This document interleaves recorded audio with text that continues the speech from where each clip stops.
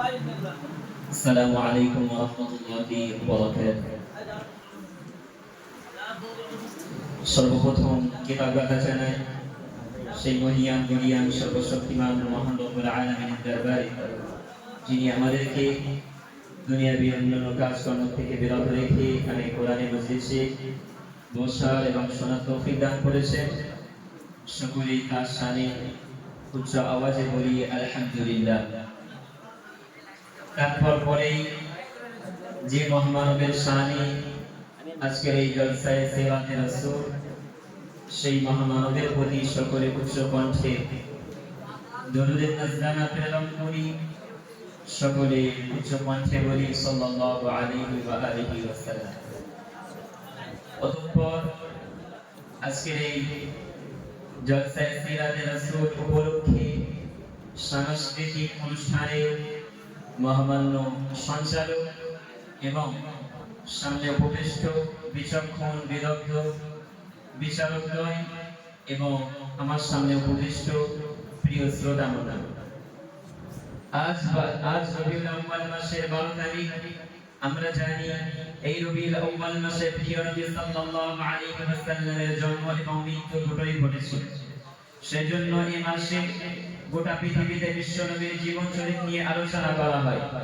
আজ আমি আপনাদের সম্মুখে বিশ্ব নবী সাল্লাল্লাহু আলাইহি ওয়াসাল্লামের রাষ্ট্রনীতি সম্বন্ধে প্রমাণাকারে কিছু উপস্থাপন করব ইনশাআল্লাহ। আমরা অনেকে মনে করি শুধু নামাজ, রোজা, হজ, যাকাত আদায়ের ক্ষেত্রে নবীজির আদর্শকে অনুসরণ করা জরুরি। দুনিয়ার বাকি কাজগুলো যেমন ব্যবসা বাণিজ্য, চাষাবাদ, লেনদেন, আদান প্রদান এবং বিশেষ করে মানব জীবনের একটি গুরুত্বপূর্ণ অধ্যায় আদালত ও রাষ্ট্র পরিচালনা করার ক্ষেত্রে নবীজির নীতি আদর্শকে অনুসরণ করা জরুরি নয়। এটা সম্পূর্ণ ভুল ধারণা। বরং সঠিক কথা হলো বিশ্ব নবী সাল্লাল্লাহু আলাইহি ওয়াসাল্লামের মানব জীবনের বিশ্ব নবী সাল্লাল্লাহু আলাইহি ওয়াসাল্লাম মানব জীবনের সবকিছু শেখানোর জন্য এসেছিলেন।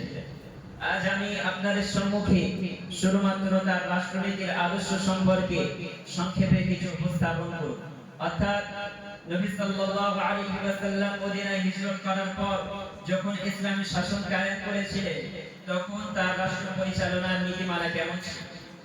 তবে যেহেতু এই অল্প সময়ের মধ্যে বিস্তারিতভাবে সমস্ত নীতিমালা তুলে ধরা অসম্ভব, তাই আজ আমি তার রাষ্ট্রনীতির কেবলমাত্র 3টি গুরুত্বপূর্ণ বিষয় নিয়ে সংক্ষেপে উপস্থাপন করার প্রয়াস রাখছি। ওমা তাওফীকি ইল্লা বিল্লাহ। যার 1 নম্বর হলো জাতি, ধর্ম, বর্ণ নির্বিশেষে সমমর্যাদা প্রদান। 2 নম্বর ইনসাফ দ্বারা সম অধিকার প্রতিষ্ঠা। 3 নম্বর দুর্নীতিমুক্ত রাষ্ট্র গঠন। প্রথমত, জাতি, ধর্ম, বর্ণ নির্বিশেষে সমমর্যাদার কথা বলতে গেলে আমাকে বলতে হয় যে নবী সাল্লাল্লাহু আলাইহি ওয়াসাল্লাম সকল নাগরিককে যেমন মর্যাদা প্রদান করেছিলেন, গোটা বিশ্বে তার কোনো নজির পাওয়া যায় না। এ সম্পর্কে আমরা প্রথমে একটা হাদিস শুনি। হাদিসটি শারহুত তাহারিয়া নামক কিতাবে 361 পৃষ্ঠায় এবং ইমাম বাইহাকী শুআবুল ঈমানের 5137 নম্বর হাদিসে হযরত জাবের রাদিয়াল্লাহু আনহু হতে বর্ণিত আছে।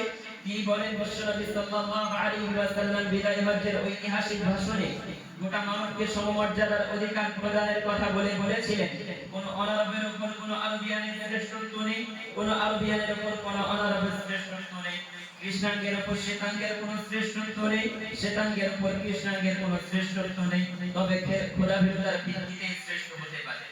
রাসূল সাল্লাল্লাহু আলাইহি ওয়াসাল্লামের এই কথার উপর ভিত্তি করে নেলসন ম্যান্ডেলা খ্রিস্টান হওয়া সত্ত্বেও দীর্ঘ 50 বছর শ্বেতাঙ্গ ও কৃষ্ণাঙ্গের মাঝে বিভেদ করার বিরুদ্ধে আন্দোলন করেছিলেন এবং 1992 খ্রিস্টাব্দে এই কারণেই তিনি শান্তি নোবেল প্রাপ্ত হন। Long walk two freedom. এটাই ছিল বিশ্বনবী সাল্লাল্লাহু আলাইহি ওয়াসাল্লামের জাতি, ধর্ম, বর্ণ নির্বিশেষে সমমর্যাদা প্রদান। দ্বিতীয়ত, বিশ্বনবী সাল্লাল্লাহু আলাইহি ওয়াসাল্লামের ইনসাফ প্রতিষ্ঠা। এই বিষয়ে কিছু বলতে গেলে আমাকে বলতে হয় যে গোটা বিশ্বের মানুষ একথা স্বীকার করতে বাধ্য, বিশ্বনবী সাল্লাল্লাহু আলাইহি ওয়াসাল্লামের মতো ইনসাফকারী ও ন্যায় প্রতিষ্ঠাতা বিশ্বের কোনায় কোনায় খুঁজলেও কেউ খুঁজে পাওয়া যাবে না। তিনি তার জীবনে ইনসাফের শত শত দৃষ্টান্ত রেখে গেছেন। আসুন আমরা তার মধ্যে হতে একটি ঘটনার প্রতি দৃষ্টি বুলিয়ে নিই। সুনানে কুবরা আল বাইহাকীর 16441 নম্বর হাদিসে বর্ণিত আছে যে বদরের যুদ্ধের সময় বিশ্বনবী সাল্লাল্লাহু আলাইহি ওয়াসাল্লাম হাতে একটা ছুরি নিয়ে মুসলিম সৈন্যদের কাটা ঠিক করছিলেন। এমন অবস্থায় হযরত সাবাদ বিন গাজিয়া রাদিয়াল্লাহু আনহু কাতার থেকে একটু এগিয়ে গিয়েছিলেন। তো বিশ্বনবী সাল্লাল্লাহু আলাইহি ওয়াসাল্লাম হাতে ছুরি দিয়ে তার পেটে সামান্য খোঁচা দিয়ে তাকে কাতারে দাঁড় করিয়ে দিলেন।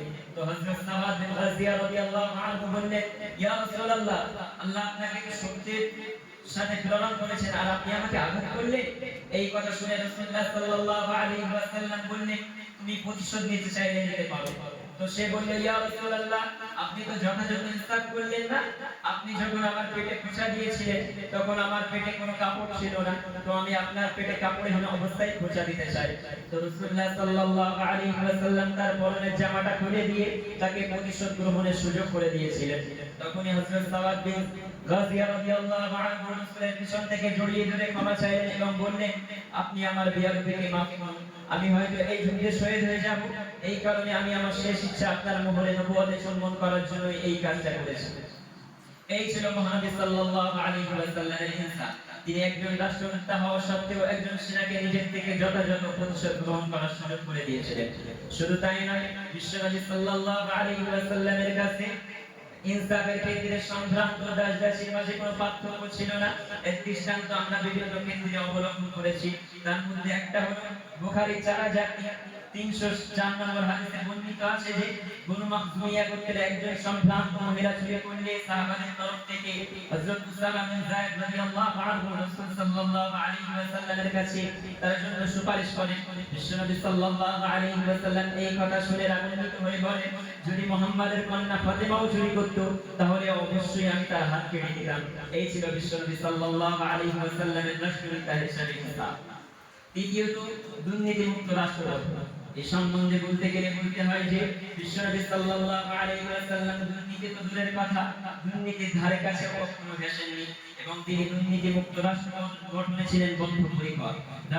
রাষ্ট্রীয় কোষাগারের ক্ষেত্রে না তিনি এক পয়সা দুর্নীতি করেছেন, না তিনি দুর্নীতিকে প্রশ্রয় দিয়েছেন, বরং তিনি নিজের জন্য তার পরিবারের জন্য বাইতুল মালের যাকাত, জমাকৃত যাকাত ও ফিতরাকে হারাম করে নিয়েছিলেন। অতএব তার ক্ষেত্রে দুর্নীতির কোনো প্রশ্নই আসে না। রইল তার দায়িত্বশীল সাহাবাদের কথা, তিনি তাদেরকে বরাবরই দুর্নীতির ব্যাপারে সতর্ক করেছেন। এই সম্বন্ধে আমরা একটা ঘটনা লক্ষ্য করি।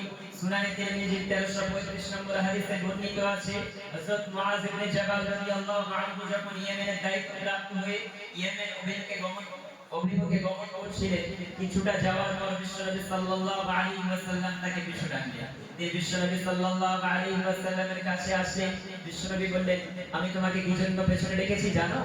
হে মুআয, আমার বিনা অনুমতিতে তুমি কোনো রাষ্ট্রীয় সম্পদে হাত দেবে না, কেননা রাষ্ট্রীয় সম্পদে হাত দেওয়া দুর্নীতিমূলক কাজ এবং কিয়ামতের দিন দুর্নীতিবাজরা সেটা নিয়ে উঠবে। এবং তিনি সর্বদা সাদা জীবন যাপন করতেন। এই সম্পর্কে একটা ঘটনা শুনি। হযরত আনাস রাদিয়াল্লাহু আনহু হতে বর্ণিত মুসনাদে আহমদের 12417 নম্বর হাদিসে বর্ণিত আছে যে একদা কয়েকজন সাহাবী বিশ্বনবী সাল্লাল্লাহু আলাইহি ওয়াসাল্লামের ঘরে আসে। তো বিশ্বনবী সাল্লাল্লাহু আলাইহি ওয়াসাল্লাম একটা দড়ির খাটে শায়িত ছিলেন। তাদের আগমনে তিনি উঠে বসে, তো তার পিঠে দড়ির দাগ বসে গিয়েছিল। এটা দেখে হযরত ওমর রাদিয়াল্লাহু আনহু কাঁদতে লাগলেন। রাসূল তাকে জিজ্ঞাসা করলে সে বলল, রোম পারস্যের অবাধ্য বাদশারা কত আরাম আয়েশে কালাতি পান করছে, আর আপনি তো জাহানের বাদশা হয়েও এমন জীবন যাপন করছেন। আমরা কি আপনার জন্য একটা তোষকের ব্যবস্থা করব না? তখন রাসূলুল্লাহ সাল্লাল্লাহু আলাইহি ওয়াসাল্লাম বললেন, হে ওমর, তুমি কি পছন্দ করো না যে দুনিয়াটা তাদের জন্য হোক আর আখিরাতটা আমাদের জন্য হোক? এটা বোঝা গেল যার দুনিয়ার আরাম আয়েশের প্রতি কোনো আকর্ষণই নেই, তার দুর্নীতিগ্রস্ত হবার কোনো প্রশ্নই আসে না। এগুলো রাসূলুল্লাহ সাল্লাল্লাহু আলাইহি ওয়াসাল্লামের রাষ্ট্রনীতির মধ্যে অন্যতম ছিল। সুতরাং যারা মনে করে নবী করিম সাল্লাল্লাহু আলাইহি ওয়াসাল্লাম শুধু নামাজ রোজা শেখানোর জন্য এসেছিলেন, তাদের এগুলো অবশ্যই জানা উচিত যে বিশ্বনবী সাল্লাল্লাহু আলাইহি ওয়াসাল্লাম এমন একটা ধর্ম নিয়ে পৃথিবীতে এসেছিলেন, সে ধর্ম শুধু নামাজ রোজা শেখায় না, বরং রাষ্ট্রনীতিও শেখায়, এমনকি ইস্তেঞ্জা করার পদ্ধতিও শেখায়। সুতরাং আমাদের সকলের ইসলাম ও মুহাম্মদ সাল্লাল্লাহু আলাইহি ওয়াসাল্লাম যে সমস্ত জিনিসগুলো শিখিয়েছেন সেগুলো যথাযথ পালন করা উচিত। আল্লাহ তাআলা আমাদের এই সম্বন্ধে তৌফিক দান করুন। সকলে বলি আল্লাহুম্মা আমিন। এইবারে আমার সংক্ষিপ্ত প্রবন্ধ এখানেই করছি। ওয়া আখিরু দাওয়ানা আলহামদুলিল্লাহি রাব্বিল আলামিন। এবারে বলি মোহাম্মদ রহমান প্রশ্নের জন্য বলবো মোহাম্মদ সাকিব হাসান।